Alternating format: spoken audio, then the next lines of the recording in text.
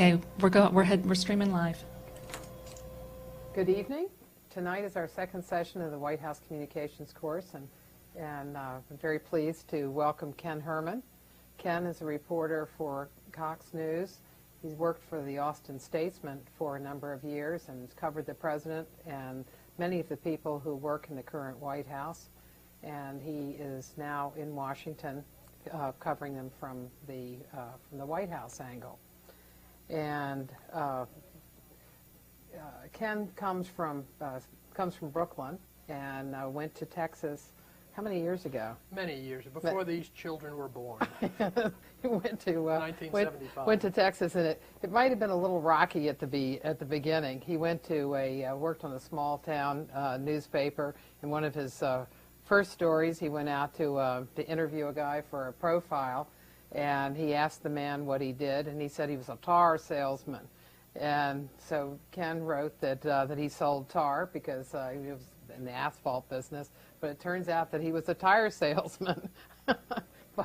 but Ken took to Texas, and Texas certainly has taken to Ken. And I know when I'm interested in seeing what's happening among the Texas people in the White House and what their views are and what they're doing, I always make sure and read Ken's work. So, good evening. Pleasure to be here. And Ken brought with him a group of slides from the camp. From the campaign? Yeah, they're all campaign. And he covered the campaign closely. Right, and like more and more reporters now, I never go any place without my little digital camera. First of all, it's just entertaining to have these pictures, and frankly, for reporting, you take some pictures, and when you go back and write, you can see things, and it's. I'm not sure if photographers and newspapers like that we all do this, but it's become so easy to do that it's really almost a professional crime for a reporter not to carry one of these. I've, over the years, got a lot of pictures in the newspaper in Austin just because I've been in things where photographers weren't. But it becomes a hobby, and after a while you look back and it's fun, and I'd like to show you some of these tonight. We ready to go on this? Sure. So you can tell us what it's like covering a campaign. It's the most bizarre thing you've ever been involved in. It's very strange. All right, so you can see these slides here. Okay, the first one here you'll see is a wide shot. This, I believe, was in Pittsburgh, the first time we saw the Kerry Edwards plane when they introduced Edwards as his running mate last year. This would be an example of bad advance work. As we zoom in here, you'll see that he's walking off, and the word millionaire appears under him. That was the name of the operator of the little private terminal where he came in. One of the biggest problems Kerry had, of course, everyone thought he was some rich guy. And here, in case you didn't get the message, it said millionaire. You see his wife behind him, when she came out, I think it changed to billionaire. But this would be bad advance work. You don't want your rich guy candidate in front of a sign that says millionaire. Especially when you have the real deal. Yeah, he's the real deal. This is a typical reporter. This is Glenn Johnson of the Boston Globe, hard at work on a think piece, I'm sure, here, or a dream piece. You need to understand on these campaigns, especially with Bush, who gets up early and likes to end his day early, and now with security so tight, we leave in the morning at 3:30 in the morning to get to 8 a.m. events. It's just very cumbersome. They're very long days. To hear the same speech over and over again, we spend a fortune. I'm just getting the bills now on what it costs my news organization to do this. And some days, frankly, it's kind of challenging to get a news story. Well, let's look at that. And you know, why is it? Like, say on the trip at the end of the campaign on the Friday and Saturday, at the end of the campaign, I know the call was at 4:30 in the morning for luggage. Mm-hmm. And the evening that before had lasted until midnight. And so you've got to have all your bags and everything at 4:30. And why is that? It's all about security and us getting there long before the president does. And, you know, they're hitting a lot of stops in those closing days because for them it's all about live events. We become somewhat superfluous. It's all about pictures on local television, pictures of enthusiastic supporters of the president cheering for him. And this campaign, and frankly, they're all pretty good at that now. I'm amazed, and it's either America at its worst or America with nothing better to do, at places where people, civilians, not getting paid for this, will get up, because they have to be there 2 hours before, will get up at 3 or 4 in the morning to go see a presidential event that's at 10 o'clock. It's either dedication to they're true believers, or the cable is out and they have nothing to watch on TV. But it's an amazing thing. I remember one in particular in a small town in Ohio. We got there before sunup, and people were lined up for miles in cars to get in. And this is what it's all about, getting pictures on television in the closing days. of a lot of people like the president or whoever the candidate is. You know, in that event on the Saturday before the end of the campaign in Columbus at that very large hockey rink, people had to be there at 3 o'clock. They came in at 3 o'clock in the afternoon, and the president didn't come until 7 or 7:30. And I think that's one where Governor Schwarzenegger was also. Correct. So that Yeah. was a big draw event yeah. in a crucial state. Schwarzenegger, I mean, that was just a rousing reception. That was unbelievable excitement and electricity.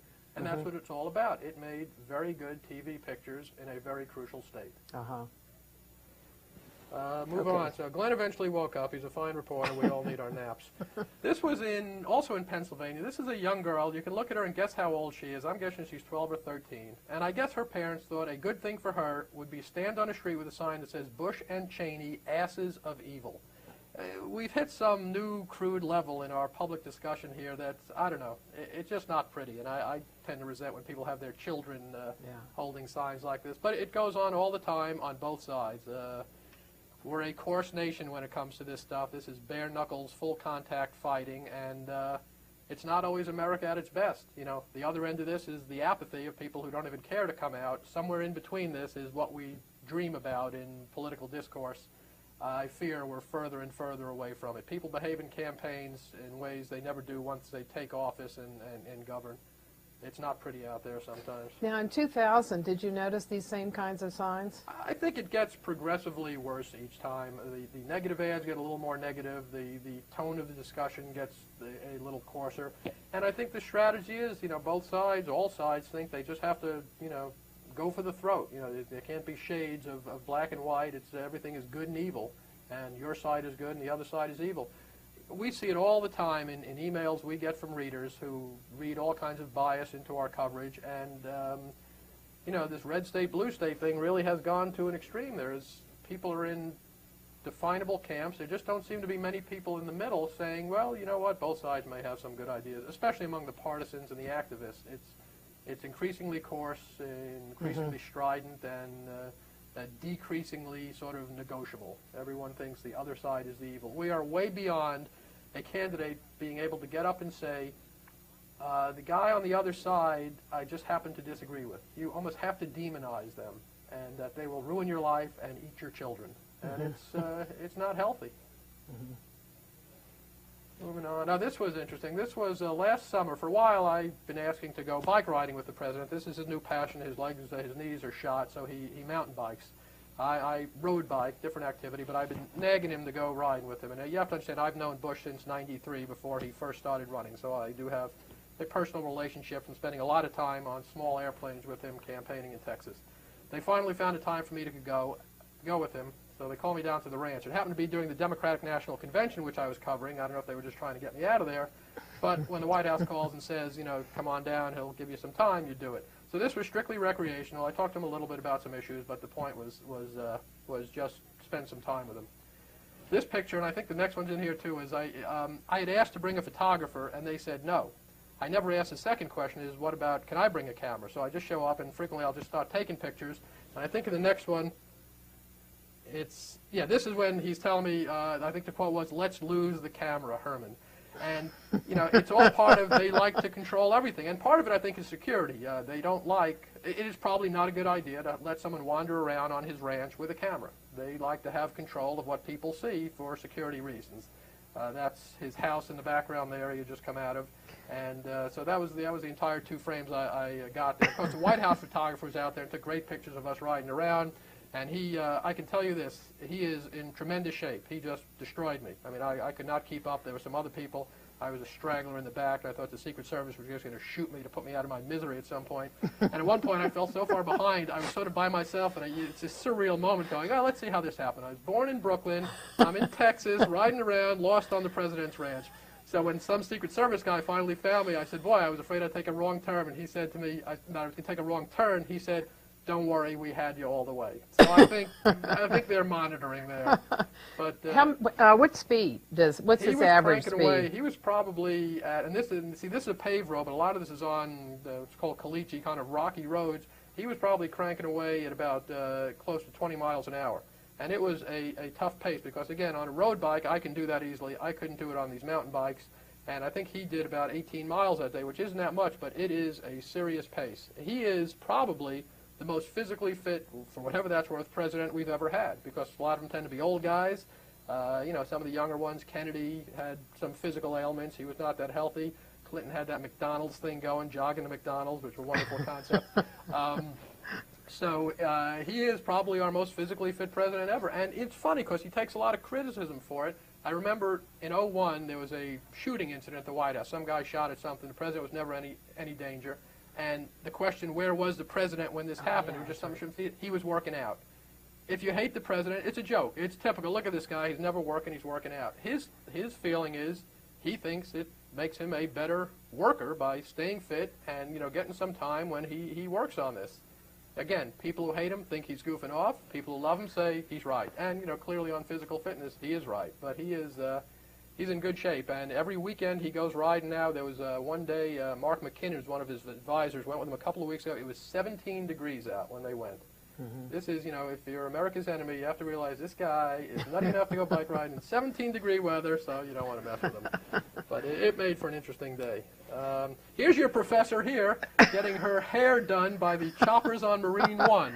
This is always a highlight when the president comes and goes. We all go out there and watch him, and he waves at us, and some civilians who get to see it, and the air from the choppers is serious, and so you get your free makeover there. So what you do is you turn around with your back to it, because it really brings up a lot of dirt. Yeah, but then of course there's some obnoxious reporter with a camera who takes your picture and you turn around. So you can't win either way. But that's a nice ritual to White House. So this was that day. This was a picture they took when I was out there after we were riding. I got him to answer a few questions. Your president, I can tell you from his days in Texas, is a legendary sweater. This man sweats tremendously. I'll never forget the time we were at the State Cemetery in Austin for some event, and he was there, and it was summer, and it's 110 degrees in Austin in the summer. It's just horribly hot. And he was just so completely soaked through his shirt and his jacket. It was like the gubernatorial wet T-shirt contest. It was just, I'm not sure you need to know this, but your president sweats. This is, happens to be Bennett Roth of the Houston Chronicle. The food on the campaigns is you can gain 50 pounds. And we pay for all this, but there are basically 7 meals a day you can have. At every filing center, which will be 2 or 3, there are these giant buffets of food. On the plane, it's endless. And for those of us who enjoy just sort of recreational eating for nothing better to do, it's horribly unhealthy. It is not a healthy lifestyle. And the truth of it, when you travel, there's 2 truths about reporters on these. 2 things they say. Reporters, it's kind of like farmers and rain. You know how farmers are. Too much rain, too little rain, they're never happy. Either way, they get free money from the government. When we're traveling with a candidate, what we complain about, because we always complain, we complain, if I wasn't here cooped up hearing the same speech 4 or 5 times a day, I could be out doing great stories. When you're not with them, then your complaint is, or your worry is, oh, I wonder what's going on there, I should be there. So you're never happy either way. And most news organizations have some people traveling and some working on the other stories at home, but it's not healthy. This is a typical, several times a day, the sweep, where you line up all your equipment on the tarmac, and you generally have to open the computers and turn them on, and people and dogs go through them. And the dogs will just slobber all over it. Sometimes embarrassing, the dogs will look at your computer and write a better story than you would have written. It's just become an unfortunate fact of life of how cumbersome security is. And it eats up hours a day where you just wait for them to get. And by the end of the campaign, the traveling press throng is huge. It's just a lot of people, a lot of equipment. It's a lot of time. So how many people were on that plane?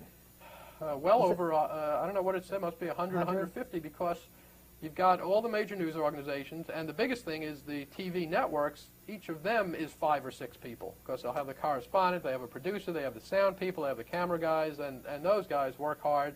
And as Martha knows, and you'll see a picture later on, they party hard also at night on the plane when their workday is over. But what they accomplish every day, just equipment-wise, is an amazing feat. It's amazing to me. Let's see. Oh, this was nice. This was, I emailed this one to my wife. This was a bathroom in a hotel room so nice in Miami. I had to show my wife this.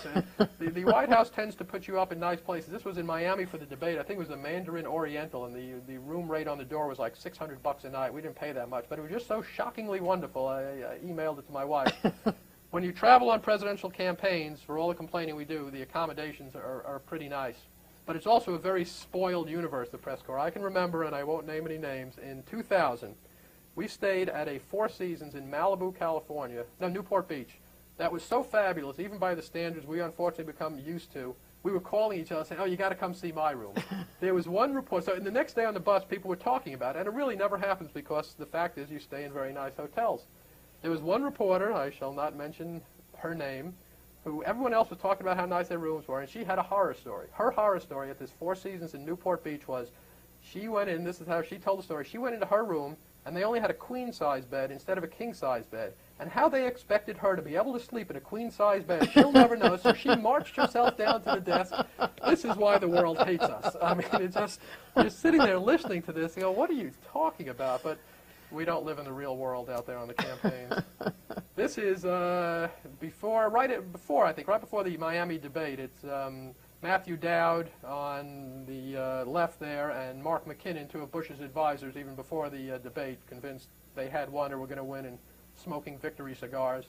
You spend a lot of time. One of the good things about going out with them is you have direct contact with these people. Now, again, through my years in Austin, I've known these people for a long time, but believe me, it still helps to get FaceTime with them, and it can be hard sometimes. And the debates are just the most bizarre, so it's also bizarre. But the debates between the spin room, where you have all the people from each campaign telling, here's typical, this is Ken Melman, head of the campaign, now the chairman of the Republican National Committee. After the event, they go in the spin room, they have these big signs with their name on them, and they tell you that their guy won, like they're going to tell you anything else. And it is just the most bizarre, unusual setting, and you can't figure out what the point of it all is. But these filing centers that they set up for these debates have become so huge that it's you wonder what it's all about sometimes. But it works. It works for them because then people use quotes. Did you use any quotes from Melman? Absolutely. Use Melman, and I think, let's see who else we have here. Yeah, Melman grew up at Towson. That's right, yeah. He's from here. Here's a very flattering shot of Karl Rove, the traditional up-the-nostril shot, and there's his sign in the back. You know, he's after there telling you, too, that, you know, it was a clear victory. Bush was tremendous. Kerry was falling down drunk up there. You wonder if they saw the same thing, because frankly, I've watched a lot of political debates over the years, with rare exception, the big one being in '88 when Lloyd Benson had his big line about Dan Quayle. I generally think it's close, that it's such eye of the beholder stuff. If you went in liking one guy, you probably thought he won. If you like I can't imagine they move many votes. And the things that do move them tend to be the nonverbal, the elder Bush looking at his watch, you know, stuff like that. But these guys come out and you'd believe it was a clean knockout, that the other candidate's going to drop out the next day because his performance was so embarrassingly awful. Did they get a sense that the first debate was a problem? Oh, they certainly wouldn't admit it in the spin room, but later... But they must have gone in from the questions. Yeah. So it has an advantage for them, too, in that they get an early reading on where they are and what they need to, what kind of triage they need to do. Exactly. But it's interesting how their story changes. After the first debate, you know, they'll tell you it went great. And then after the second debate, you say, well, what went good for your guy? And they say, well, we thought he did much better than the first one. But I thought you said the first one was great. You know, they set up these hurdles. Yeah. And I remember with Bush back in Texas in the gubernatorial race in '94 when he was a rookie candidate, certainly not new to politics, running against Ann Richards, who is one of the great public speakers of all time in American politics. And they had only one debate, and the Republicans set the hurdle so low that basically if Bush didn't fall off the stage, they were going to declare victory. And the truth was he certainly, I mean, he wound up winning the election by a comfortable margin, did well enough to convince people he was qualified. But the debates, I just don't know. You know, we want to have them. I lose track sometimes of the public utility of them because they become such a circus. Next we have, this was a typical. Now this is Julie Mason of the Houston Chronicle. Sometimes things don't go well on the airplane. We were stranded one night in Akron, Ohio because the starter wouldn't work. So it was a choice of bringing another plane in, which was going to take about 6 hours, or driving, so we just decided to wait. So they immediately figured out, feed us, give us liquids, and we'll be happy. So they took us to a bar near the airport there, and we sat there for about 6 or 7 hours. The only other time, and I wasn't on the other trip, I was on the trip, we got stranded in Akron, Ohio. The only other time there was a problem that had them stranded, they spent an extra night in Las Vegas. Akron and Las Vegas. I got Akron. It was just a strange evening. This is an interesting phenomenon. This is a woman who has fainted at a Bush event. It's amazing how many people pass out at these events. And the fact is a couple of things. One, his demographic tends to be older people. And two, again, these people get to events incredibly early. And invariably, they're carting people out of there. It is just another strange scene. And Bush has become very good at, he'll be talking in an audience. If he sees someone go down, without missing a beat, he'll like point to the doctor, point to the person. It's like he's running an ambulance service while he's giving a speech. But invariably, I must have 20 pictures. It's a morbid thing to take pictures of. And generally, they're just passing out from the heat or from, just standing a long time. But I guess he's hoping these people voted absentee because he's losing some of them during the event, and they may not be alive on election day. Is part of it because they're not allowed to bring in much stuff with them? Yeah, I think they can have water and stuff. I just think it's the length of time. Yeah, so you can't bring in sandwiches and that sort of thing, and if you're standing there for 7 hours. And some of these people are. Yeah. These people are getting there fabulously early for these events, and some are getting to meet their local emergency medical. This is our favorite thing. Whenever we see porta potties, we know it's going to be a good event. This was, I think, in Waterloo, Iowa. Again, an event at a stadium. Very interesting event. They had, when you went in there, I don't think I loaded the picture up, when people walked in, and they all had to have tickets to get in, they had people holding up a sign, want to upgrade your tickets, see me, to get better tickets closer in. And what you had to do to get better tickets, and this was ingenious, they had a phone bank set up there, a table with telephones. If you were willing to sit there and call 5 people, they had the list, you'd get a better seat.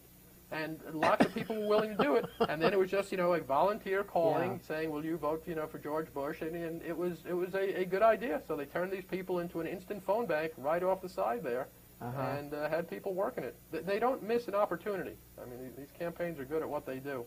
Well, this is interesting. This is Ken Bazinet of the New York Daily News, one of his more dignified pictures.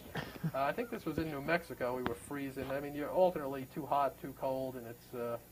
often in the same day. Yeah, because you could end up going, like in 2 days, you can go from Washington to Manchester, New Hampshire, well, especially to this year, because they were only Ohio. Right. This year there were only 5 states, as you know. We're going to change the American Wisconsin. flag, get rid of those extra stars, and just have the 5 stars of the only states that matter. So you're in Wisconsin, Ohio, and then Florida's in the mix there. Yeah, and that's there were right. days we'd go from one to the other, and it's, again, more for the not healthy lifestyle.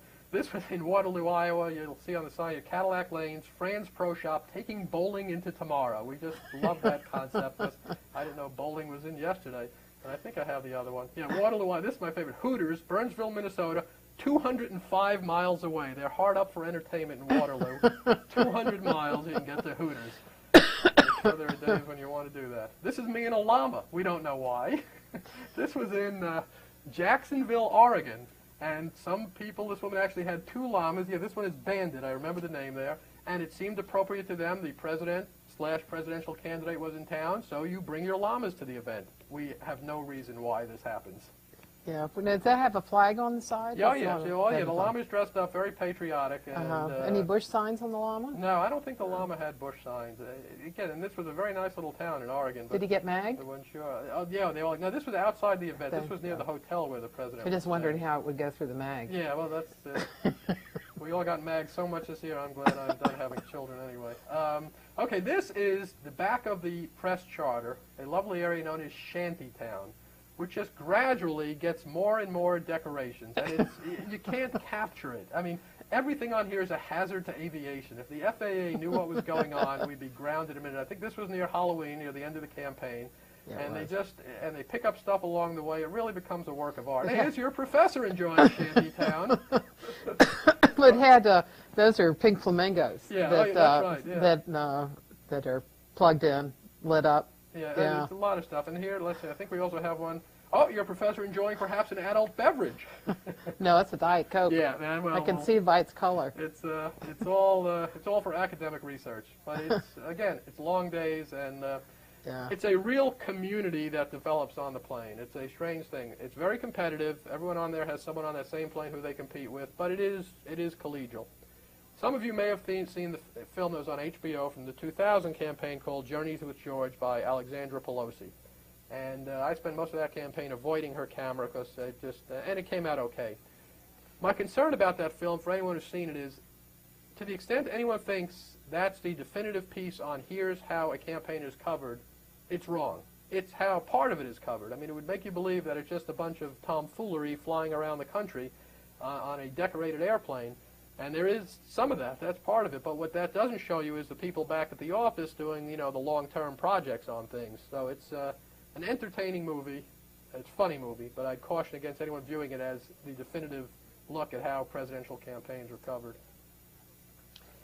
So each day, like say at the end of the campaign, you went on a trip doing Manchester, and then Bush did Portland, Maine, and then Columbus, and he did, there was another, maybe Dayton. Yeah, there was another Ohio. And yeah, there's another Ohio, and then ending up in Columbus. Now, how many stories do you have to write? How do you have to pull all that together? It's one, and what will generally happen is every day it's the same speech over and over again, but they'll put in a new morsel, we hope. So you have something new to write. And generally they do. They advance it a little. But it may just be 3 sentences in a half-hour speech that the rest of it's the same. And they'll sort of, give us a heads up in advance. He's going to have something new on Social Security today. And that becomes a story of the day, because the other speech we've heard a zillion times. And it's only news the first time. Sometimes you will do a story about the scene and how they put it together in the speech over and over again. But as far as news, what's new, there's not all that much new. And we are happy on a day when there's one morsel of something new. And they generally will do it in the first speech early in the day. So, you're just writing the rest of the day and just sort of listening, making sure if there's nothing else new that they're slipping in there, and, working sources and see if there's anything else to report. But it's, they parcel it out very carefully, one new thing at a time on days when they want to have one new thing. And they know just what your routines are and work with your routines. Absolutely. And they understand the newspaper deadlines, and they are very well aware of television, because that matters more to them, what it looks like on TV. So in that first event at Manchester, for example, Karl Rove, Karen Hughes, and Dan Bartlett were all circulating. Right. By reporters. Sometimes you can't find them, sometimes you can't get rid of them. And whatever, I don't remember what the message du jour was that day, but they make sure you get it, and they're there with all the spin, and they're good at what they do. Now, this was interesting. This was in Green Bay, Wisconsin. This sign was on one restroom, National Press Room, men and women, and it meant just that. We were all in one restroom. We've taken equality too far here. I believe we should attend separate bathrooms. But it just, I walked in there. We all expected to see 2 doors behind there, and then I remember some women came in, and some of us men were doing what men do in there, and it was just a beautiful thing. Can't we all just get along? This was in Ohio at Cincinnati at their new baseball stadium there. That's Karen Hughes signing autographs for a man who has a child on his back who, as best I can tell, is dressed up as a herpy or something. I don't know what this kid's supposed to be, but it's interesting how people like Karen Hughes become celebrities. This is Halloween. She's got a little pumpkin there with candy in it she was handing out. But people like Karen Hughes become celebrities. People go, I can't tell you how many people walked up to her at that event. We were sort of in the press little pen where they keep us there. And she was chatting with people and signing autographs. Again, it's the power of TV that people appear on it so much. Everyone's a celebrity, and Karen certainly has become one.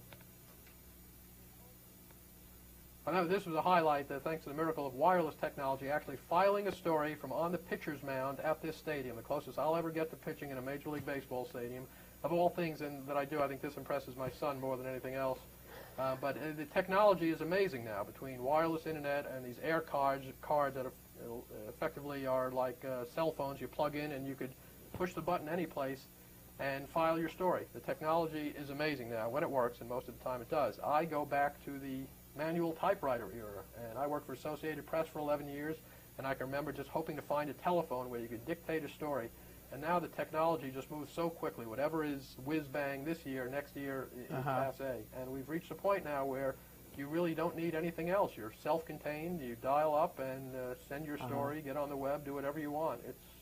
Was that a Wi-Fi connection? This one was actually through, Wi-Fi someone else has to set up for you and be available. And it exists in a lot of places. This was just through a card you plug into these things that in effect makes the computer like a cellular phone, and you can call into your home computer and send your story. You don't even need, you're dependent on nobody else other than that there being decent cell phone service, which there is in most of the country now. The technology has become just amazing. This is the kind of sentiment you see out there: work hard, play hard, kill terrorists. This was Again, the kind of thing of people. Where was that? This was in, I think this was in Green Bay. Yeah, they had some band on stage. There's a country band in the background. They're one of these famous country bands I've never heard of. And it's, there's not much gray area in politics anymore. There's a dignified picture. This was in Wisconsin. Those are our cheese hats. From left to right, that's David Green, the Baltimore Sun, who's actually moving to NPR. That's me. That's Ken Bazinet in the middle with the cheese on his head there, and that's Don Gagne of NPR. I can't tell who would be lost in the background. Yeah. You reckon? I don't know who that is. You pick up all kinds of stuff along the way that you think is great, and then you get home with all this, and you go, well, what do I have here? Well, what's the point? But it passes the day. This was in New Mexico. That's Steve Holland of Reuters and Olivier, I forget his last name, of AFP, Agence France Presse. And we were freezing there in New Mexico, and we were there for a long time, but it had some of the best food of any place we were. And this is what you put up with there. They had stolen the blankets off the plane, and later I think sold them to colleagues when we were all freezing there.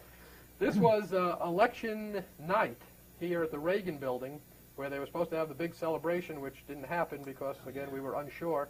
And Bush supporters were just decked out there sleeping. I mean, this was probably about 6 in the morning, you know, because the word was he was going to come out eventually. He never did. And about 7 in the morning, I think Andy Card came out and said something to the effect of, it looks good, we think we won, but we don't know. These last two presidential elections have just been strange nights. In 2000, when they were in Austin, we were all there. It was a horribly cold, wet night in Austin. Again, we were there all night because that was the, you know, the election night from hell where we didn't know what was going on. And it ended for me at about 5:30 in the morning. The celebration was supposed to be near the Capitol. Our newspaper is about a half-mile south of there, across the river there in Austin. So we finally figured this is going nowhere. We're not going to know for a while. We didn't realize it was going to be 32 days or whatever it was. So I'm walking back to my newspaper about 5:30 in the morning. It's cold. I'm miserable. Life is bad. A truck comes across a bridge, hits a puddle, totally douses me. I look over. It's one of the trucks from my very own newspaper that is bringing newspapers that have erroneous information about the election. And that's when I realized this might not be the future exactly. It was just for the start of a bad day. It was a horrible, horrible night. Now, these are the reporters sleeping there at the same event. That's Rick Klein of the Boston Globe and Mark Silva, who now works for the Chicago Tribune. It was just, again, a strange night. Well, this was... This is unrelated to anything. This is ZZ Top and the governor of Texas, Rick Perry, in the background. They're playing drums at an inaugural related event here. I've known Rick Perry for 25 years. I never knew he was a drummer. The things you learn. Oh, this is good. This is, so you cover these things, and you know, you're a big-time White House correspondent. You're a very important man. You get a seat right up front at the inaugural. This was my view of the inaugural from right up front there. I think I could accurately report, it seems to me, from my vantage point, a middle-aged white man became president. Beyond that, I don't really know who's up there. I don't know, not from that picture. No, you can't tell. It's just, let's see. Yeah, that looks like him. Yeah. Right you're right, you're right. And Kerry was kind of off to the side over here, getting in a lot of camera shots. But yeah, the closer you get, it's somewhat of a joke because everything is set up for TV, but a lot of times we are hampered by actually being at the events. Sometimes you're better off not being there. And in 2000, I only half joked, I was going to do a picture book of my view of the presidential campaign. Because, you know, again, I'm very important. I'm right up front at these things. And my view of the campaign was behind the riser generally, and I had the view of TV cameraman, camera persons, and their back. So every picture would have just been the same people the back of them, because the events are all set up for TV. This is... apropos of nothing, that's Craig Hines of the Houston Chronicle, inexplicably wearing what looks like a raccoon coat from some 1920s college football movie, I think. This was where we were seated at the inaugural down front. And it was a cold day, but it really wasn't bad. 4 years ago, it was much worse. It's one of those events, and because for print, all we really care is about the words and somewhat about the scene, you can sort of appreciate and take a moment because you have to get there pretty early. And, you know, it is a moment. It's a moment in American history, and, you know, you realize through whatever luck you have, you're fortunate to be there reporting on it. And you also realize how nonsensical some of this stuff is. I think, this was a guy at one of the inaugural balls. I don't know what happened here, but he rented his tuxedo, decided just to sit down against the wall. And the inaugural balls, if you ever get invited, just don't go. They're just horrible events. They're just these giant things. The food is bad, and it's celebratory, and the people enjoy it, but it's... It looked on C-SPAN as if people did enjoy it. Yeah, they do, because it's a lot of out-of-town people, and again, and it's a good thing that just the aura of being around it means something to them. I don't mean to denigrate it. It is a good thing that we people are honored to be involved in these things, and a lot of them worked hard to get their guy elected, and they deserve to have a party. I think that's it for the slideshow. What else can we talk about? Okay, yeah. So let's talk about covering Texas politics and then covering Washington, covering the White House. What are the differences in how you approach a story? The difference is access, and in a lot of ways it's more fun covering a state capitol because it's just more stripped down. You can get to people, you can see people. By the time people get to Washington, they're all pretty sophisticated. They have very sophisticated staffs, and certainly at the White House, where it's all about message control and event control, it's just more difficult. Again, when he ran for governor twice, I can't tell you how many hours we would spend on a small plane with me and him and a couple of staffers and 2 or 3 other reporters from the other major newspapers in the state, and that was it. And you really get to know a person that way. This gets a little frustrating up here. They're just, and in a lot of ways, Bush has always been one of our best sources about Bush because he was freer to tell us stuff than his staff would be. And now you obviously can't get to him as readily. One of the stories that the students read was a story from 1993 where you had interviewed Bush, and one of the things that Bush had talked about was who goes to heaven. Was that a subject that you brought up? How did it come up? It's interesting how it came up. We were just talking about his family, and really the big reason for putting it in the story was just the fact that the story is him and his mother had a disagreement on this, whether you have to accept Jesus to go to heaven. So they called Billy Graham to get involved, which again shows that they're a little different than the average family, that they can call, man, some people consider God's right hand down here, Billy Graham, and he gets involved. But we were just talking about him and his family, and I don't think it's anything he planned to talk about that day. And eventually had to do some explaining to some groups about it, and it wouldn't happen again. And frankly, I think he learned something from that. Of as he got bigger and bigger, you just have to be careful about what you say, which is kind of unfortunate. They become less candid, less human to some extent, and less available. Oh, certainly less available. They just disappear. And we could almost tell during the campaign in 2000. When we sort of lost him to the larger national press, and that's what he had to do. He was going to carry Texas. It was not a big, he didn't need to waste any time appealing to Texas voters. His fight was elsewhere, certainly New Hampshire, Iowa, as we moved around the country. But we could almost tell the moment when he was that it all changed, and he was becoming less accessible. And then once Secret Service gets involved, the whole game changes. What kinds of stories would you cover in Texas politics, as opposed to what kind of stories you would cover in covering the White House and the president? What's the difference in what is a story? It's a different cycle. Here, because he's a president, anything he says and does is a story in and of itself that we can frankly always get in the paper because he is the president. Just for a governor to say or do something, it's not the same.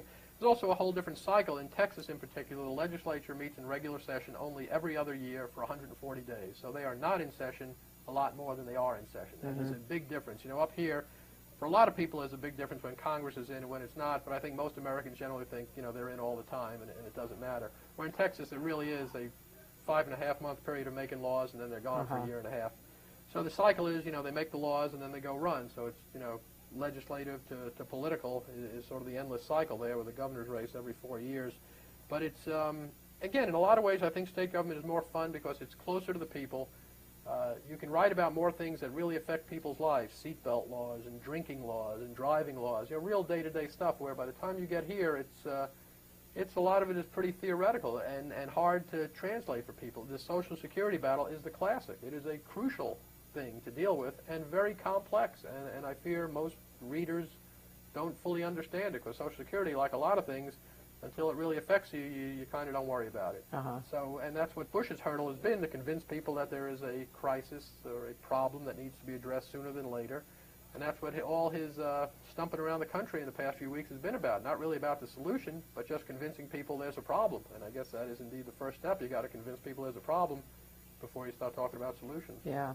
In Texas, did he have to do that same thing, or was he generally working on legislation that or issues that people perceived already to be Now, problems. It's a funny thing. In Texas, the legislature tends not to do anything other than by court order or in-your-face crisis. And in '97, I believe it was, he had an initiative to overhaul the whole state tax system. Texas has no state income tax, supports itself mostly on sales tax is the big thing, obviously some oil tax, and school districts support themselves with local property tax. The property tax has been getting very high, and people were not happy about it. And again, in Texas, there will never be a state income tax. Whoever votes for that, it's just out of the question. So Bush's point was, I have a plan. Let's see who else has a plan. I know there's not a revolution in the streets now, but let's deal with this before there is. Seems reasonable. Went nowhere. Went nowhere. The Republicans, his own party, basically killed a lot of the tax stuff he was proposing because it was business taxes. And no one could agree on anything else. It didn't get done, and eventually now the legislature is dealing with it again. So it's some ways, to me, sort of analogous to Social Security. He's got to convince people there's a problem first. Now, it's a different set of dynamics, state versus federal, but it's indeed in Texas, a legislator can build a good career by going home to run for re-election and said, we didn't do anything. Texans like government that does nothing. And the thing that tells it more than anything, in Texas, all lawmakers, 150 House members, 31 state senators, all get the same salary, $600 a month, $7,200 a year. Lieutenant governor also gets $7,200 a year. Texans do not want professional legislators. These are people who are supposed to go home and have real lives and just come once every couple of years and do this.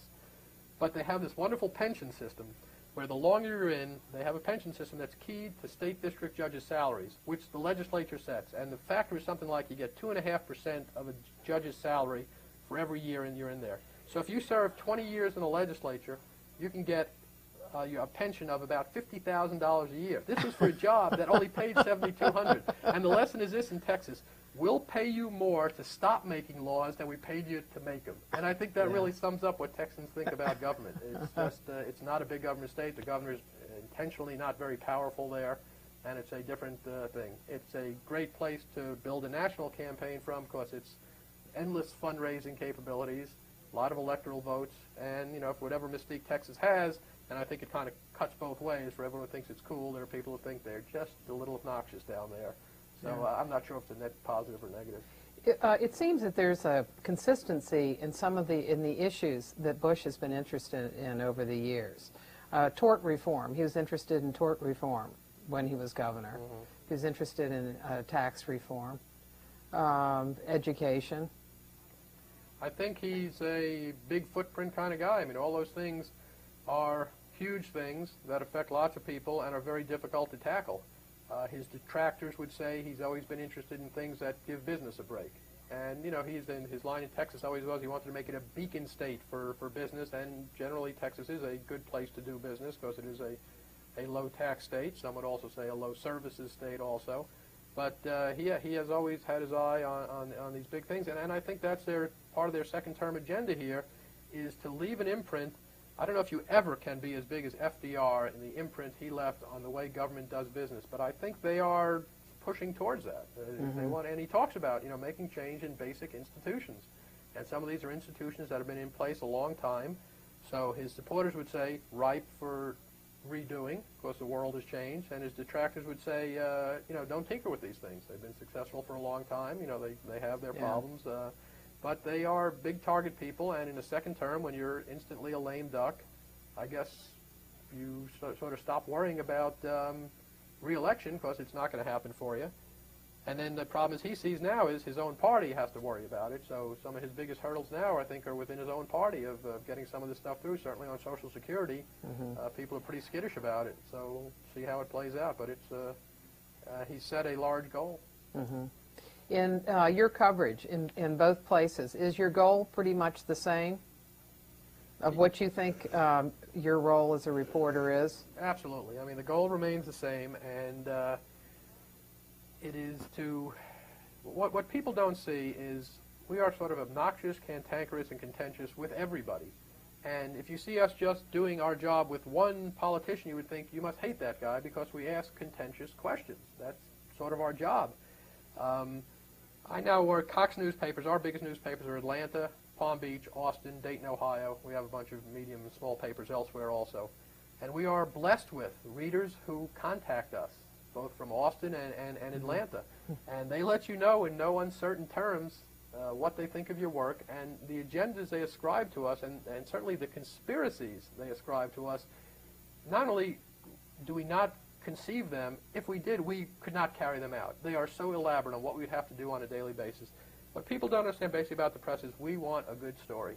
That's what we want. We want some conflict. We want some controversy. Most of us really don't care, who. Certainly this press corps was fairly contentious to Clinton up there. And I wish there were more of our friends here from the University of California, because I just happened to get an email today from one of our readers in Atlanta who was very unhappy with the story I did over the weekend, ran in the Sunday papers, which was about how the Bush presidency tries to control the message and the events. Some problems they've had with lists at places where they weren't going to let some people in. But, of course, they believe I'm doing this because I hate George W. Bush. And this one from Marietta, Georgia, it says, "Hint for you, Herman. If you want the Bush administration, or the rest of us for that matter, to trust you, why don't you apply some of that unbiased, dispassionate journalism that you were supposedly taught at UC Berkeley, or whatever pot-smoking, hippie-clogged hotbed of anti-Americanism you matriculated from." So I hope, certainly, UC Berkeley is still a pot-smoking, hippie-clogged hotbed of anti-Americanism. I, however, unfortunately didn't matriculate from there. We get this all the time. I used to keep a collection of, and I still have them somewhere, a fascinating phenomenon that I discovered in the 2000 campaign when my stories would run in various places around the country.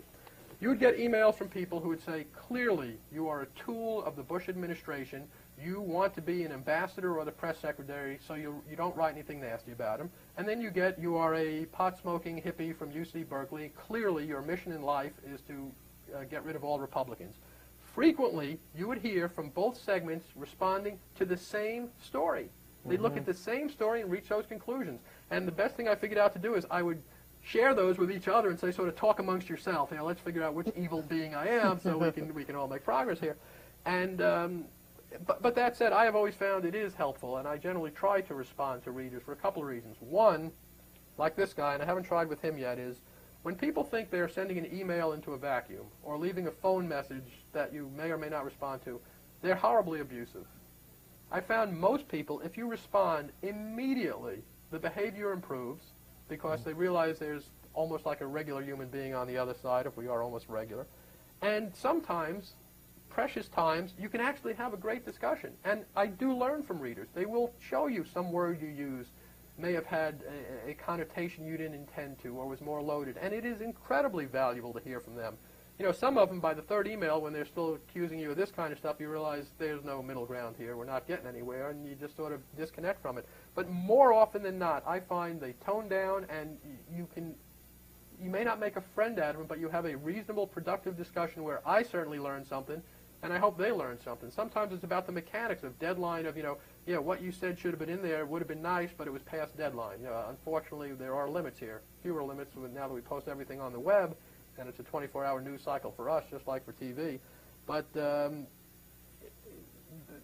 if any reporter ever loses contact with readers and can't learn something from them, there is a problem.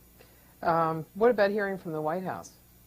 Do you hear from the White House? You do at times. I haven't heard that much. They may spend more of their time worrying about what's in the Post and the New York Times and on the wires. But, even back as governor, they're not shy about calling you when they think you got something wrong. And again, you want them to do that too. More cases than not, you don't reach a conclusion because it's just interpretation, or, they just want spin in there that's beyond what you can do. But sometimes there are factual errors. Certainly this Social Security stuff, which has a lot of math in it, and I can tell you there are very few reporters who went into this for our love of math. Most reporters become reporters for two reasons. You get to college, you open the catalog, very little math, very little foreign language. You call home, I'm a reporter, Mom. Who knew? But it's very technical stuff, and mistakes are made. You look at any major newspaper every day, and the corrections are voluminous. And on Social Security, there have been a couple of cases. A couple of significant ones. Right, where the White House had to, they certainly complained about a story. Yes, and that wasn't a high-profile organization. Yes, and put out fact sheets and fact sheets about it. Yeah, set the record straight, and probably had some people killed. Who knows?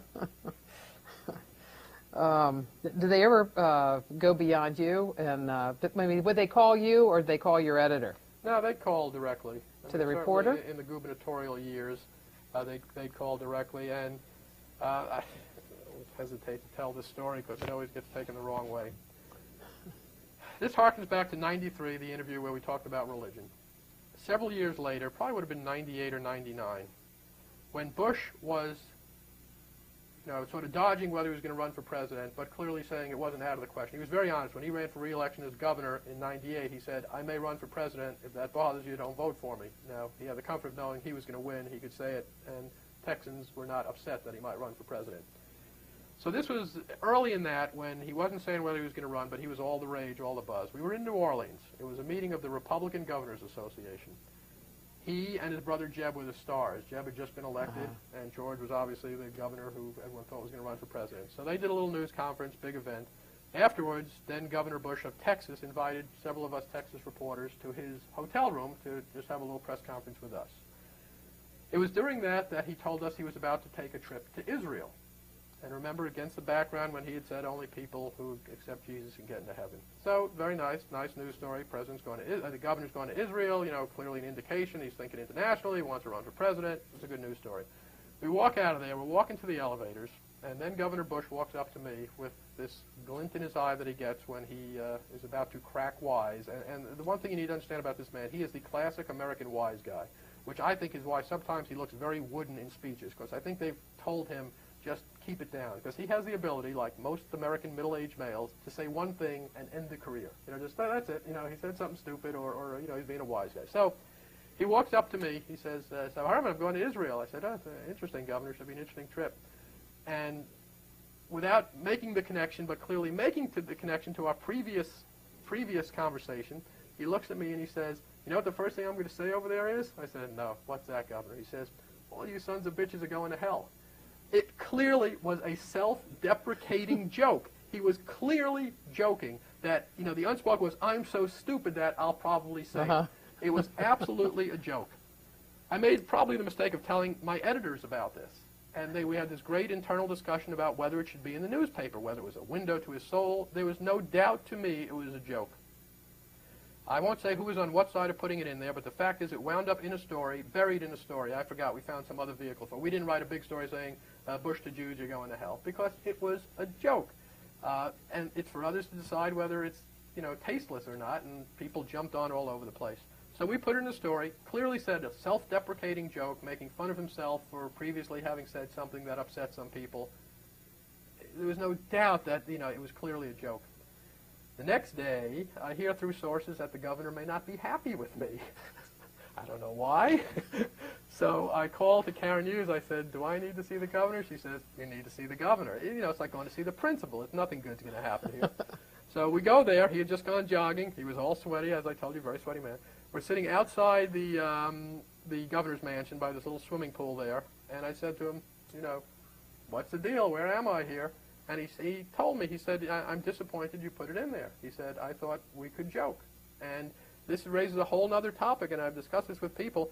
You get to know politicians, and you get to know them, and you joke sometimes. And, I worry sometimes that we are enabling them to joke, and then suddenly the rules change, and it's going to be in the paper. And, frankly, I can't think of anything he particularly had said previously that was a joke that, we said it was just a joke. But it does happen with politicians, especially in state government. You get to know these people. You spend a lot of time with them. So he told me he was disappointed, but then he said to me, "You know how I could have prevented that from being in the paper?" And I was thinking, "What, are you going to call the editor or something?" And he said, "Not say it."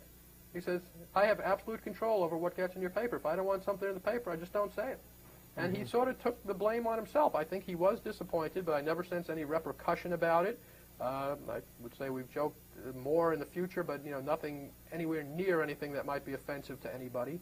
And I think for him too, that was sort of a moment of the rules have changed. When you are going to be a presidential candidate, the rules change, and I think he was more careful about that. But it was interesting to me that there was a case to be made where he could have just read the riot act to me and saying, forget it. If I can't just talk to you in what's clearly a joke, but he was sort of a big boy about it, and I think you learned something from that. But it is uncomfortable for us. You get to know these people. You spend a lot of time with them. You get to know their families. They get to know your families, and you know, it's it can be problematic. And you just wonder if there's some time we have to tell someone, all right, from this day forward, the rules change. We've joked in the past. We didn't put it in the paper. We might put it in now. It's an uncomfortable situation. I don't know a good answer for it. Yeah. Well, I guess when they're a governor, it just doesn't. It's not newsworthy in the same kind of way that it is as a president. It's different in state government. We had an incident last year when I guess it was last year when I was back in Austin. The governor there, Rick Perry, who replaced Bush and since has been reelected on his own, there was and they've had a recent incident with this in Maryland. It seems to be going on everywhere. There were rumors going around Austin about the governor, Rick Perry's personal life and his marriage and who he may have been having relations with and what gender they were. It was, and this stuff, you know, some of this goes on all the time. This reached a level none of us had ever seen before. We'd get 15 calls a day from people who thought they knew specific things about stuff. Unbelievable amount of calls. And you ask them where they heard it, and it was always, you know, my dog's electrician's beautician told me or something. I mean, it was just, but you had to, it was a volume of you had to ask questions about it. Now, we had an editor who said, let's ask the questions, but we may not care. You know, unless it's affecting job performance, we may not care who the governor is sleeping with. But let's ask questions. The problem in the world of blogs and the web now is just us and every other news organization in Texas, just asking questions about it became an attribution for others to put on the web. There would be stories on these blogs saying, Ken Herman of the Austin American-Statesman is asking about the governor's, you know, rumors about his. Well, that is correct. We were asking, but we weren't going to report it. And it just becomes dangerous when what we ask becomes the crutch for someone else to put it in print. And this one had, I'm telling you, it ate up so much time, and it had a very interesting culmination in that I was at a John Edwards rally in Houston early in the year when Edwards was still running for president. The chairman of the Democratic Party in Texas, you have to realize the Democratic Party in Texas is in worse shape than the National Party. They have not won a statewide election in probably going on 12 years now. They are absolutely at rock bottom. The chances of them winning it. When I first came to Austin in 79, every statewide official was a Democrat. Now, none are. 27 statewide offices, all Republicans. It has nothing to do with your reporting? No, I don't think so. I think they accomplished this on their own without my able assistance. So I was at this event, and that day in Austin, some gay activist group that we had never heard of before went to the governor's mansion, ostensibly to be on his side, but you can see where this is heading, with these big sign of, come out of the closet, governor, you know, we welcome you. You know, they really just wanted to embarrass him. So at this event, and again, no one had reported a word of any of this because there was no fact to be had, even though people thought they knew the date that a moving truck came and moved the First Lady out of there and about who he was having relations with. The specificity of it was shocking, what people thought they knew. So this state party chairman at this event with John Edwards says, it's an exciting time to be a Democrat in Texas, which is debatable, and says, you know, there's things going on in Austin I can't tell you about, but ask your neighbor, and made all these references to these rumors about Perry. And this was the first time someone had really talked about it in public, and referred to these gay activists were there saying, oh, some of the governor's close friends were at the mansion today saying, come out, governor. And it was really, it pushed it to a new level. The governor, of course, had refused to answer any questions about it, walked away. There was about a week before in San Antonio had an event. Someone on TV asked a TV camera, put his camera in his face and asked him, what's these rumors about you getting divorced? And he just said, that's not true. And then afterwards, the governor's staff just reamed out this reporter for asking it on camera. And you can make your own judgment whether it's fair or not. So I went to the governor's office with the tape, and there were other reporters at this event in Houston, and said, it's just interesting, here's something that happened in public. This guy is now making politics out of this in public, as opposed to whatever anyone was doing behind the scenes just to churn the rumor around. And they listened to it, and about 3 days later, the governor's staff called me and said, the governor wants to talk on the record about this. And this was the first he wanted to talk, so I went over there and talked to him. And, you know, he denied everything and then, you know, used the opportunity to say, and again, to this day, I'm not sure I know what the truth was, but what he told me, you know, for publication was, no, him and his wife, and she was there too, you know, no problems, nothing going on, they've been married forever. You know, how much it hurt his children, he knew about all these rumors, and what a sad state, I mean, his whole point in doing the interview was what a sad state politics has come to, that this is what you have to put up with. I'm an honest man trying to, you know, help the people of Texas, and I have to put up with these horrible rumors about me. So he used it to try to slap back at a official of the other party who, no doubt, in public was pushing the rumor. And again, I don't know the truth about the governor's private life. I don't know the truth about really who started these rumors and how they happened, but it was at a level that was unprecedented. And we saw this in Maryland last week with Ehrlich and the mayor of Baltimore. And again, who knows what the truth is, but it is. There are times I wonder why anyone runs for public office. They have to put up with us. They have to put up with all kinds of things. It's amazing any decent person will do it. You have to open your finances to the public. We may ask too much of them. We ask them to be superhuman and put up with things, and as the system, as we talked about, gets coarser and less pleasant, I know for a fact there are many, many good people out there who would think about this, but would then say, why? Why should I do this? And that's not healthy either, but I feel we're on this one-way street where this stuff is never going to get more pleasant. Let's go to some questions. Towson, you have some questions?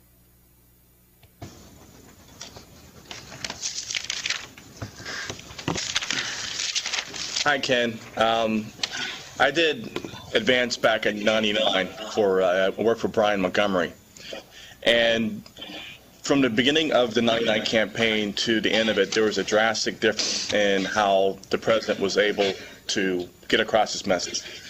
When he started, he was terrible. I mean, he was really bad. But do you see a difference even from 2000 to now as far as his delivery and how he's able to speak? Absolutely, and I think maybe all presidents get better, but yeah, he was not good. He was, it was hard to keep him focused sometimes, and he was a legendarily poor big hall speaker, and now I think he's become pretty good at that. And it may just be you grow in the job, and it's up to people like Montgomery and them, and he's been doing it forever to give him the best possible setting, but. It may be the kind of, some people have the gift. Bill Clinton is, whatever else you think about him, is just unbelievable about it. Ann Richards was great at it in Texas. Never saw anyone who could engage a crowd like her. Bush has always been excellent with 3 people or 5 people when he really can interact person to person. Whatever you think of his politics, I would defy anyone to spend any time with him and not think he's a decent, likable person. You can hate his politics. If people who get to know him, I would think for most people it would be hard to find him to be a disagreeable person. He's pretty respectful of other people's thoughts and feelings, but he was always much better in small groups than giving big speeches. And small groups were his strength. Unfortunately, in presidential elections, small groups kind of don't matter. It does matter in New Hampshire, though, and it was funny in New Hampshire in 2000. As you recall, that was a disaster for him. And I think what happened there with someone like Bush, the celebrity factor was always big. He was the son of a president. He was the governor of Texas. A lot of America, just being a celebrity like that goes a long way. New Hampshire is all different because they are not impressed by seeing a presidential candidate up close in a small setting because they see him all the time. They expect to see them. So you don't get points just for showing up. You really have to earn them there. And we could tell in New Hampshire it wasn't working. There was one event, it was somewhere near Manchester, maybe Nashua, was a light bulb factory. I don't remember why I remember that, but it was. And he'd give this speech, and he'd have these jokes and these pleasantries that worked every place around the country. These people were staring back at him like they were Mount Rushmore. I mean, nothing. And you could just, and he looked over to us once, and, he sort of gave us a look up. I'm dying here. Help me out. I'm dying. And when that doesn't work for him, because that was his best thing, working in these small groups, you knew he was in trouble in New Hampshire, and they just couldn't wait to get the heck out of there. It was funny because they had T-shirts printed up there when we got to New Hampshire. Their slogan was "A reason for freezing." The point being, we're working hard in this cold weather. I remember flying out of there that night and asking, well, what exactly was the reason for freezing? But they recovered from it.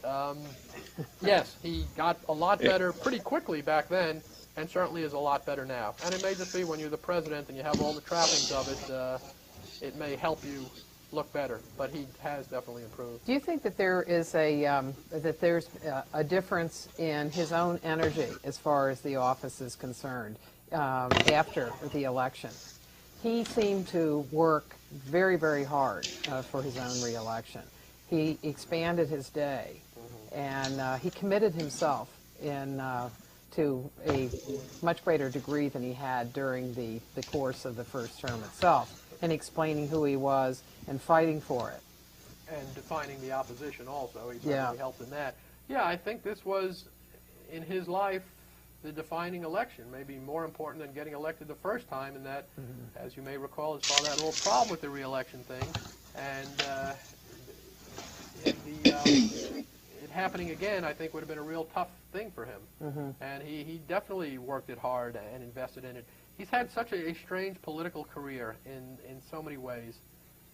He runs in '94 as son of a president, but because he had only run for one thing before Congress many years before 1978, he was the outsider. Ann Richards was the incumbent governor, so he runs as the outsider. '98, he runs for re-election, and even though he's the incumbent, he gets to sort of take the outsider's mantle because the Democrats' candidate is a guy named Gary Morrow, who had been in government all his life. I don't think he's ever had a job on a private payroll. I don't happen to think that's a bad thing. I think there's honor in government service, but in a lot of places, maybe especially Texas, being in government for a long time doesn't do much for you. He was land commissioner for 16 years, always been in government and politics. So here's Bush, the incumbent governor, son of a president, gets to run sort of as the outsider because the other guy had been there forever. Then he runs for president. Again, the son of the president, governor of the second biggest state in the country, and he gets to run as the outsider because the Democrats put up Al Gore, who has lived in Washington his whole life, has even more of a family reputation. And then he runs for re-election as the incumbent president, and again, to some extent, gets the outsider's mantle over Kerry, because Kerry's been here for whatever it is, 20 years. And he gets to portray the other guy as he's the Washington insider, and there's nothing America outside the Beltway hates more than Washington insiders. It is not an accident that John F. Kennedy was the last and one of the few sitting members of Congress elected to the presidency. We don't elect members of Congress to the presidency. I think part of the reason is no one views members of Congress as problem solvers, and everybody loves their congressman and hates everybody else's congressman. Because you send your congressman to Washington, no matter how stupid this local study is, if it brings money to your district, no matter how dumb the Frisbee research is, oh, it's a valuable project for our district. That same project, the district up, is pork. So people don't look on members of Congress, and look at all of them that have run, the Dick Gephardts of the world who, as best I can tell, they're honorable public servants who've done their best up here. America doesn't even want to hear from them. Ross Perot, you've never run for anything. We love him immediately. It's the only profession I know where the less you've done it, the more we like you. You wouldn't go to a surgeon like that, but in politics, we seem to like these guys who haven't done it much. Do you have a question? Okay. More questions? Mr. Herman, the last guest we got on said that he liked President Bush as a person but disagreed with his political views. Could you comment about this in terms of you? I missed the beginning. He said, our last person, who was Chris Morris, said that he may have disagreed with his political views, but he liked him as a person. I won't tell you where I am on his political views because it would be improper for me. I get along with him as a person. It's an interesting thing on reporters and voting. There are some reporters who just don't vote because they feel like if they vote, even if they don't tell anyone who they voted for, they have some conflict there. I've taken sort of a middle ground over the years. In Texas, when you register to vote, you don't declare a party affiliation. In effect, everyone in Texas is an independent. You kind of declare an affiliation when you pick which primary you're going to vote in. So the sort of happy medium I've established is I haven't voted in primaries in Texas for 20 years, but I do vote in general elections. So it allows me to never declare a party affiliation and maintain the secrecy of my ballot. I will tell you who I voted for last year because it was just a fabulous, wonderful dodge and opportunity to get around something. My wife has a cousin who ran as a write-in candidate for president in Texas. To be a write-in candidate in Texas, you actually have to get petitions signed. If you just write in someone's name, it doesn't get counted unless you went through this process to become a certified write-in candidate. So I voted for my wife's cousin Andrew for president. He got 4 votes in Texas, which is unfortunate because we did the math, knowing some other people, it means one of his own parents didn't vote for him, which is never very good. Since you've known the president a long time, he's tended to have nicknames for people, and including reporters. He's had some for reporters. I've never had one, strangely enough. I've always just been generally Herman, although he did call me homeboy at the last recent news conference. Yes, right. Yeah, we're a couple of Texas homeboys. I was born in Brooklyn. He was born in Connecticut. Just a regular couple of Texans hanging around out here. He is certainly more Texan than I am. But no, he and I sense he stopped using them as much for reporters. I mean, Stretch is still Stretch, but it's and maybe someone has told him it's not presidential. Laura is his compass on a lot of these things, I think. And you remember after after he did the famous Osama, we're going to get him dead or alive. Mm-hmm. It was Laura who went to him that night in a way I'm sure only she can tell him. She calls him Bushy and said to him, Bushy, we're going to get him, aren't we? You know, overdoing the Texas thing, making the point to Bush of, you know, that may have been a little over the top. And I think he later said that when finally admitting there are some mistakes he made and regrets he has, I think that was one of them he admitted regretting. Uh-huh. Okay. Anybody else? Mr. Herman,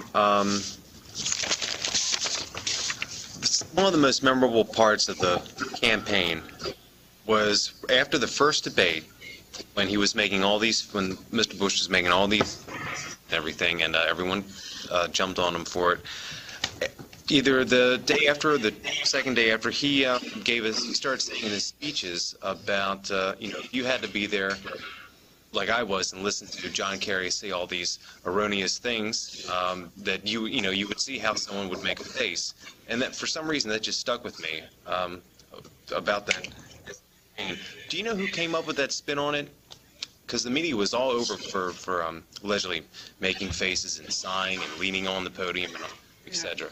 It's an interesting thing, and I'll tell you a little aside on that too. No, I don't know where that came from, and it's again getting back to sort of what I said. You know, immediately after the debate, Rove and Melman, everyone, oh, it went great, couldn't have been better, and then, you know, there was this metamorphosis where eventually they were acknowledging these faces probably weren't a good thing. What I told you before about sometimes we're hampered by actually being at the debate is interesting. At that debate site, that was at the University of Miami, I guess was the first one in Coral Gables.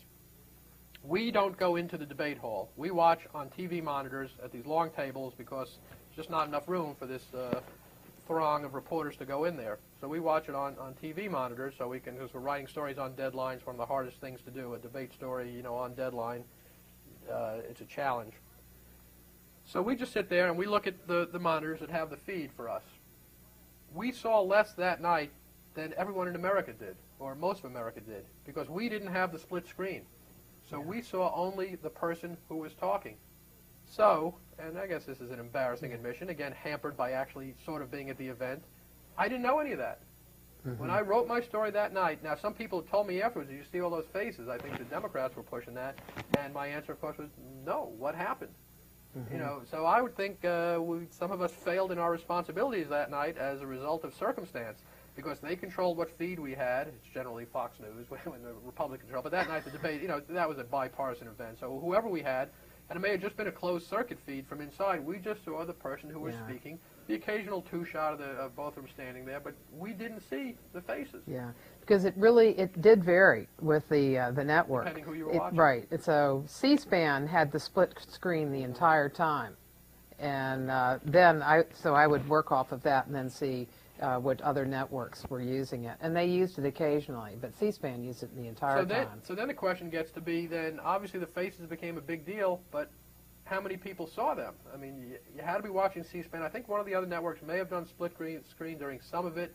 So it's, you know, it's a tree falling in the forest here. Who saw it? A lot more people, I'm sure, read about it than actually saw it. Yeah, happen. because all you need to do is once it's there, then they just take clips of it and use it on the news. Right, once you know it's there. Right, yeah. But if you're watching and you just see one speaking and the other speaking, and I can tell you again, because we are so word-oriented, and during a debate, because of the deadline pressures, I will take a transcript of it myself. I mean, they get you the transcripts, but you don't want to depend on a deadline. So there's a significant portion of the time you're not even looking at the screen. You are just getting the words down, because that's what matters for us. Although the reality is, especially in debates, a lot of the nonverbal matters tremendously. And you know, you have to have several people there looking for different things. It's a hard thing to do on deadline, and it's always on deadline. Mm-hmm. One of the interesting disputes about Bush is whether he reads newspapers or doesn't read newspapers. You know, they put out during the first term that he didn't read newspapers. They didn't watch television and didn't read newspapers, although there were some people who said that he did, but you kind of didn't know. What experience have you had with him over the years? Back in Texas, he read newspapers, and I think he does now. He does, As best we can tell now, he reads the Times, the Post, the Washington, the Wall Street Journal, and I think the Dallas Morning News to get some of his news back from Texas. And I'm sure it varies, and I'm sure they also give him compilations and things he needs to see. Back then, you know, in when he was governor, he read. I mean, you could tell when he talked to you about stuff that he had read things, and certainly kept up with, you know, who was endorsing him editorially and otherwise. I think he's better read than the stereotype would have you believe. Yeah. And- Why do you think his staff thought that that would be an advantage to put out that he didn't read newspapers? I don't know, because it's never an advantage not to read newspapers. We all know that, don't we, Martha? For whatever, No, I mean, it's true, because there are people who've said, you know, I read a newspaper. Why shouldn't the President of the United States read a newspaper? And so, you know, they backed away from it, and Laura Bush then talked about their reading newspapers in the they sort morning. of read them to each other sometimes. Right, yeah. I just don't know if maybe they thought it might be attractive to the hate the newspapers crowd that's out there. And certainly there are some who voted for him who fall in that category of, you know, don't believe a word that's in the newspapers and have found ways to live without them. Clearly, newspaper readership is not trending upwards. We're doing something that's not making people happy. Part of it is just the difference in technology, but it is what we struggle with all the time, and the demographics are clear. Our best, most devoted readers are older people. So then we try to do things to attract the younger readers. We fail to do that, then we upset the older readers. So you just, and the things that upset them the most are things like if in a newspaper you want to change the television grid of the TV listings, which has become a very cumbersome thing for newspapers because there's 7,000 stations. It used to be easier, and even in a town like Austin, there are 6 cable systems, so now, you know, channel 22 is not always channel 22 or whatever. You change that, and you get calls for weeks. And generally from older people, it's always been this way. What's wrong with you people? Cancel my subscription. And this industry is struggling. It's struggling to figure it out. We've all gone very web heavy. We all have websites. We try to update them a lot. It's a new world out there, though. Has doing the websites and having news ready all around the clock, has that made a difference? What's the impact of that? What's the advantage of it? You put a lot of effort into it. We put a lot of effort into it. The advantage is there are a lot of people who this is how they get their news, through the computers, and you have to do it. I kind of like it because, again, sort of going back to my 11 years with Associated Press, where you know it was always a deadline. You never waited to write something. You just put it out right away. I kind of sort of like that frenetic pace.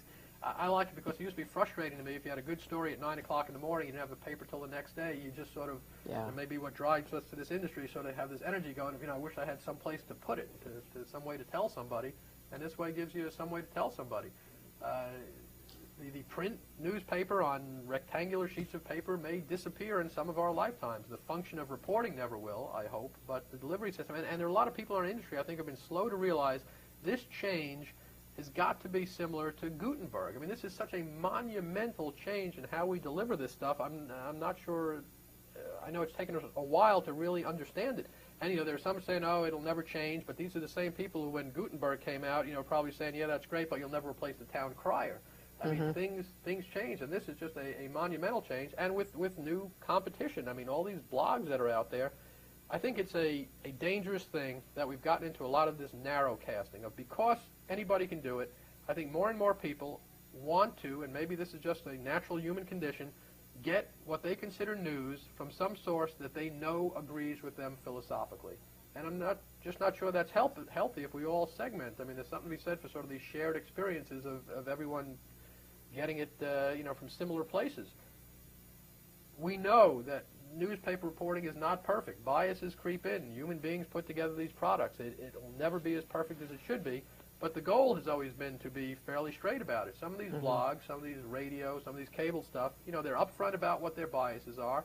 Who knows? Maybe that's better, that they're being honest about it than those of us who, because we're human, have biases, and we'll make the case that we don't allow it to knowingly creep into our work. So maybe there's something more honest about the other ones. But it just can't be healthy if everyone gets what they consider news, all their information from some filter that they know agrees with them, and that's why they look to it. These people who are very upset with me, some of our readers, from the story I did this weekend about the president trying to control the message, one of them said, now you're just upset because we're finding a way to get around you people, and we can hear it directly from the president, and that's all I need. Well, sir, it's not all you need. You need some analysis. You need to hear the other side. Just reading the text of what the president says isn't enough. And any good politician would acknowledge it and say, yeah, know what I said, and put it up to the scrutiny. Let the critics have their say. Let the opponents have their say. But these people who say we don't need the filter anymore, we can get it on their own, they're correct. The transcripts of everything the president says, everything his press secretary says, is available to everybody. And if you just want to read that and not hear other side or analysis, you're free to do so. I don't think it's particularly healthy. How does a news organization make money from the web? How Because there's a or lot of do we? attention. Yeah. We're struggling to figure that out. I Has mean, anybody figured that out? Because all the some news have. organizations have them. You sell ads on them. I don't think it's profitable yet. We are Uh-huh. still careening around trying to figure this out. It's a wonderful thing about our business. We will charge you a certain amount to deliver it to your home every morning, and it might be soaking wet in a plastic bag, or we'll give it to you for free. There's a business model for the future, isn't it? But that's basically where we are. Some have figured out how to do it. There are ads on our websites, and increasingly, there will be more when the readership is up. You've seen all these papers recently have these circulation scandals where they were kind of fudging on what their circulation figures were. And now, the big new word is, how many hits do you have on your website? And we're learning. We are learning. I don't know. I mean, a lot of papers have very good websites. I really don't know the facts on who actually makes money on it, but it's just a transition. There's so many things like that going on. In Texas, certainly, paper I formerly worked for, now kind of do by extension, the Austin American-Statesman recently started a Spanish-language paper there because the demand is there.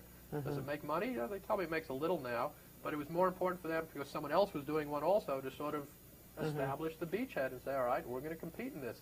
And kind of just like the web, it'll go through fits and starts and mistakes and stuff, and, in some ways it's very exciting, very dynamic. Yeah. And it's all about the future, but it's been very frustrating in newspapers. As I tell everyone, I just need about 15 more years of it, and then you're all on your own. Then I don't care. All the Social Security will be gone. I'll be a poor man. But, you can do the lecture I've circuit. seen it change. I started out in the manual typewriter era, and, now we're here. And you could not have projected how fast the technology has moved. And once it started moving, I can't tell you how many iterations of computers I've gone through. The first computer I worked on, I guess at AP, we had something called the Porta-Bubble, made by a company called Teleram. It was this giant thing with a tiny screen with these acoustic couplers, and you stick a phone at the top. We thought that was a miracle. And it just, from there, has accelerated tremendously. Do you think that the concept of what is news has changed in that time period? Or do you think it's, now obviously there's more, there's the tempo of it is entirely different. But do you think some of it has there's been a changed. similarity? It's basically the same, but the change is this, and it's pressured from two different ways. It used to be that it was the tabloids that they would do things you wouldn't touch, and then the British press would pick it up, and that sort of legitimized it, and then we'd face the pressure of, well, can we ignore this? And frankly, some of the early Lewinsky stuff, I think, came that route, and it's hard. The new similar pressure is blogs. These people, I'm telling you, go to any of these, I won't even tell you which ones, but you go to them, they are just way out in front on printing things that are surmise and rumor and willing to put it in there. Some of them eventually become factually based. A lot of this situation we had last week with this reporter, Jeff Gannon, who actually was working under a pseudonym that worked for this news organization that was GOP-based. A lot of that started with blogs, and I can tell you tonight as we sit here, and I won't publicize them, but you can find them if you want, it's taken on another whole new life about other businesses he might have been involved in, and now reflecting upon the personal lives of some White House staff and other politicians. They're just willing to go places we're not. And it's not that they force us to, but sometimes they get it right. I mean, the people doing these blogs, some of them, it runs the gamut. Some of these are just hobbyists with a point of view, sitting in their underwear, typing. Others turn out to be pretty good reporters who are actually finding stuff. It's an exciting new world, to say the least, and it raises questions for us, as there always are. Well, thank you very much. We've hit our 7:30 mark. And how do we know they're really there? Aren't these kids smart enough that they could put this picture up and they're long gone from that room? I mean, they wouldn't do that. That guy hasn't moved in 20 minutes back there. Thank you. I appreciate it. I enjoy it. And in case you kids don't know it, you have a remarkable resource here in Professor Kumar. I'm sure you hate the homework and everything she gives you, but she is, and I really believe that she is the rare academician who's out there doing stuff. It's a miracle. I didn't know they were allowed off campus. It's a shocking thing. Thank you, Ken, very much. We appreciate it. Thank you. Night. And the air from the choppers is serious, and so you get your free makeover there. So what you do is you turn around with your back to it, because it really brings up a lot of dirt. Yeah, but then of course there's some obnoxious reporter with a camera who takes your picture and you turn around. So you can't win either way. But that's a nice ritual at the White House. So this was that day. This was a picture they took when I was out there after we were riding. I got them to answer a few questions. Your president, I can tell you from his days in Texas, is a legendary sweater. This man sweats tremendously. I'll never forget the time we were at the State Cemetery in Austin for some event, and he was there, and it was summer, and it's 110 degrees in Austin in the summer. It's just horribly hot. And he was just so completely soaked through his shirt and his jacket. It was like the gubernatorial wet T-shirt contest. It was just, I'm not sure you need to know this, but your president sweats. This is, happens to be Bennett Roth of the Houston Chronicle. The food on the campaigns is you can gain 50 pounds. And we pay for all this, but there are basically 7 meals a day you can have. At every filing center, which could be 2 or 3, there are these giant buffets of food. On the plane, it's endless. And for those of us who enjoy just sort of recreational eating for nothing better to do, it's horribly unhealthy. It is not a healthy lifestyle. And the truth of it, when you travel, there's 2 truths about reporters on these. 2 things they say. Reporters, it's kind of like farmers and rain. You know how farmers are. Too much rain, too little rain, they're never happy. Either way, they get free money from the government.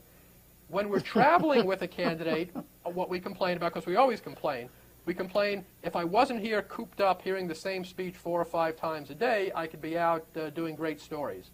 When you're not with them, then your complaint is, or your worry is, oh, I wonder what's going on there, I should be there. So you're never happy either way. And, most news organizations have some people traveling and some working on the other stories at home. But it's not healthy. This is a typical, several times a day, the sweep, where you line up all your equipment on the tarmac, and you generally have to open the computers and turn them on, and people and dogs go through them. And the dogs will just slobber all over it. Sometimes embarrassing. The dogs will look at your computer and write a better story than you would have written. It's just become an unfortunate fact of life of how cumbersome security is. And it eats up hours a day where you just wait for them to get. And by the end of the campaign, the traveling press throng is huge. It's just a lot of people, a lot of equipment. It's a lot of time. So how many people were on that plane? Well over, I don't know what it said, must be 100, 150, because you've got all the major news organizations, and the biggest thing is the TV networks. Each of them is 5 or 6 people, because they'll have the correspondent, they have a producer, they have the sound people, they have the camera guys, and those guys work hard. And as Martha knows, and you'll see a picture later, and here, in case you didn't get the message, it said millionaire. You see his wife behind him, when she came out, I think it changed to billionaire. But this would be bad advance work. You don't want your rich guy candidate in front of a sign that says millionaire. Especially when you have the real deal. Yeah, there is a real deal. This is a typical reporter. This is Glenn Johnson of the Boston Globe, hard at work on a think piece, I'm sure, here, or a dream piece. You need to understand on these campaigns, especially with Bush, who gets up early and likes to end his day early, and now with security so tight, we leave in the morning at 3:30 in the morning to get to 8 a.m. events. It's just very cumbersome. They're very long days. To hear the same speech over and over again, we spend a fortune. I'm just getting the bills now on what it costs my news organization to do this. And some days, frankly, it's kind of challenging to get a news story. Well, let's look at that. And why is it? Like, say on the trip at the end of the campaign on the Friday and Saturday, at the end of the campaign, I know the call was at 4:30 in the morning for luggage, and the evening that before had lasted until midnight, and so you've got to have all your bags and everything at 4:30, and why is that? It's all about security and us getting there long before the president does. And, they're hitting a lot of stops in those closing days because for them it's all about live events. We become somewhat superfluous. It's all about pictures on local television, pictures of enthusiastic supporters of the president cheering for him. And this campaign, and frankly, they're all pretty good at that now. I'm amazed, and it's either America at its worst or America with nothing better to do, at places where people, civilians, not getting paid for this, will get up because they have to be there 2 hours before, will get up at 3 or 4 in the morning to go see a presidential event that's at 10 o'clock. It's either dedication to they're true believers, or the cable is out and they have nothing to watch on TV. But it's an amazing thing. I remember one in particular in a small town in Ohio. We got there before sunup, and people were lined up for miles in cars to get in.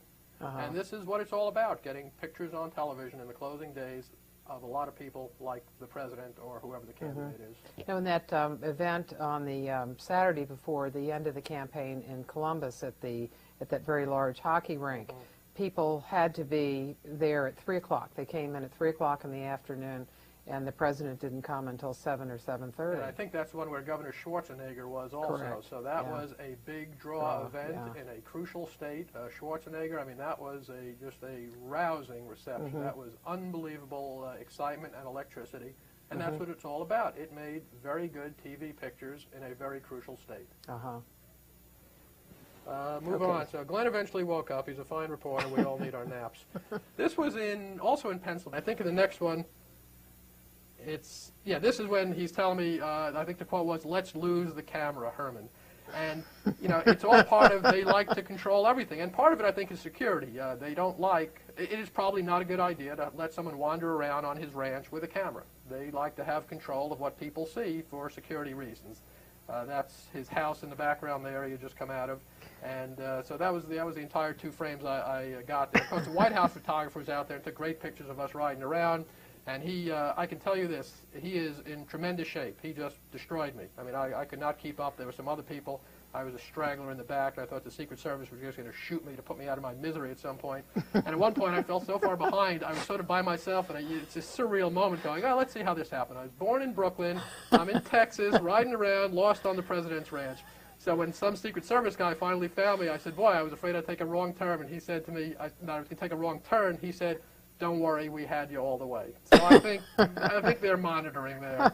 But What speed what's his average speed? Away. He was probably at, and this is a paved road, but a lot of this is on it's called caliche, kind of rocky roads. He was probably cranking away at about close to 20 miles an hour.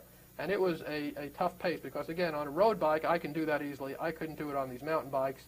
And I think he did about 18 miles that day, which isn't that much, but it is a serious pace. He is probably the most physically fit, for whatever that's worth, president we've ever had, because a lot of them tend to be old guys. Some of the younger ones, Kennedy had some physical ailments. He was not that healthy. Clinton had that McDonald's thing going, jogging to McDonald's, which was a wonderful concept. So he is probably our most physically fit president ever. And it's funny because he takes a lot of criticism for it. I remember in 2001, there was a shooting incident at the White House. Some guy shot at something. The president was never any danger. And the question, where was the president when this happened? It was just something, he was working out. If you hate the president, it's a joke. It's typical. Look at this guy. He's never working. He's working out. His feeling is he thinks it makes him a better worker by staying fit and, getting some time when he works on this. Again, people who hate him think he's goofing off. People who love him say he's right. And, clearly on physical fitness, he is right. But he is... he's in good shape, and every weekend he goes riding now. There was one day, Mark McKinnon, who's one of his advisors, went with him a couple of weeks ago. It was 17 degrees out when they went. Mm-hmm. This is, if you're America's enemy, you have to realize this guy is nutty enough to go bike riding in 17-degree weather, so you don't want to mess with him. But it made for an interesting day. Here's your professor here, getting her hair done by the choppers on Marine One. This is always a highlight when the president comes and goes. We all go out there and watch him, and he waves at us and some civilians who get to see. This is a young girl. You can look at her and guess how old she is. I'm guessing she's 12 or 13. And I guess her parents thought a good thing for her would be stand on a street with a sign that says Bush and Cheney, asses of evil. We've hit some new crude level in our public discussion here that's, I don't know, it's just not pretty. And I tend to resent when people have their children holding signs like this. But it goes on all the time on both sides. We're a coarse nation when it comes to this stuff. This is bare knuckles, full contact fighting, and it's not always America at its best. The other end of this is the apathy of people who don't even care to come out. Somewhere in between this is what we dream about in political discourse. I fear we're further and further away from it. People behave in campaigns in ways they never do once they take office and govern. It's not pretty out there sometimes. Now, in 2000, did you notice these same kinds of signs? I think it gets progressively worse each time. The negative ads get a little more negative. The tone of the discussion gets a little coarser. And I think the strategy is, both sides, all sides think they just have to, go for the throat. There can't be shades of black and white. Everything is good and evil, and your side is good and the other side is evil. We see it all the time in emails we get from readers who read all kinds of bias into our coverage, and this red state, blue state thing really has gone to an extreme. People are in definable camps. There just don't seem to be many people in the middle saying, well, you know what, both sides may have some good ideas, especially among the partisans and the activists. It's increasingly coarse, increasingly strident, and decreasingly sort of negotiable. Everyone thinks the other side is the evil. We are way beyond a candidate being able to get up and say, the guy on the other side I just happen to disagree with. You almost have to demonize them, and that they will ruin your life and eat your children. And it's not healthy. Moving on. Now, this was interesting. This was last summer. For a while, I've been asking to go bike riding with the president. This is his new passion. His legs, his knees are shot, so he mountain bikes. I road bike, different activity, but I've been nagging him to go riding with him. And you have to understand, I've known Bush since '93, before he first started running, so I do have a personal relationship from spending a lot of time on small airplanes with him campaigning in Texas. They finally found a time for me to go with him. So they called me down to the ranch. It happened to be during the Democratic National Convention, which I was covering. I don't know if they were just trying to get me out of there. But when the White House calls and says, you know, come on down, he'll give you some time, you do it. So this was strictly recreational. I talked to him a little bit about some issues, but the point was just spend some time with him. This picture, and I think the next one's in here too, is I had asked to bring a photographer, and they said no. I never asked the second question is, what about, can I bring a camera? So I just show up, and frequently I'll just start taking pictures. Okay, we're streaming live. Good evening. Tonight is our second session of the White House Communications course, and I'm very pleased to welcome Ken Herman. Ken is a reporter for Cox News. He's worked for the Austin Statesman for a number of years and has covered the president and many of the people who work in the current White House. And he is now in Washington covering them from the White House angle. And Ken comes from Brooklyn and went to Texas. How many years ago? Many years before these children were born. He went to 1975. went to Texas, and it might have been a little rocky at the beginning. He went to worked on a small town newspaper. In one of his first stories, he went out to interview a guy for a profile, and he asked the man what he did, and he said he was a tar salesman. And so Ken wrote that he sold tar because he was in the asphalt business, but it turns out that he was a tire salesman. but Ken took to Texas, and Texas certainly has taken to Ken. And I know when I'm interested in seeing what's happening among the Texas people in the White House and what their views are and what they're doing, I always make sure and read Ken's work. So, good evening. A pleasure to be here. And Ken brought with him a group of slides from the camp. From the yeah, campaign? they're all campaign. And, he covered the campaign closely. Right, and like more and more reporters now, I never go any place without my little digital camera. First of all, it's just entertaining to have these pictures, and frankly, for reporting, you take some pictures, and when you go back and write, you can see things, and it's. I'm not sure photographers and newspapers like that we all do this, but it's become so easy to do that it's really almost a professional crime for a reporter not to carry one of these. I've, over the years, got a lot of pictures in the newspaper in Austin just because I've been in things where photographers weren't. But it becomes a hobby, and after a while you look back, and it's fun, and I'd like to show you some of these tonight. We ready to go on this? Sure. So you can tell us what it's like covering a campaign. It's the most bizarre thing you've ever been involved in. It's very strange. All right, so they can now, you can see these slides here. Okay, the first one here you'll see is a wide shot. This, I believe, was in Pittsburgh, the first time we saw the Kerry Edwards plane when they introduced Edwards as his running mate last year. This would be an example of bad advance work. As we zoom in here, you'll see that he's walking off, and the word millionaire appears under him. That was the name of the operator of the little private terminal where he came in. One of the biggest problems Kerry had, of course, everyone thought he was some rich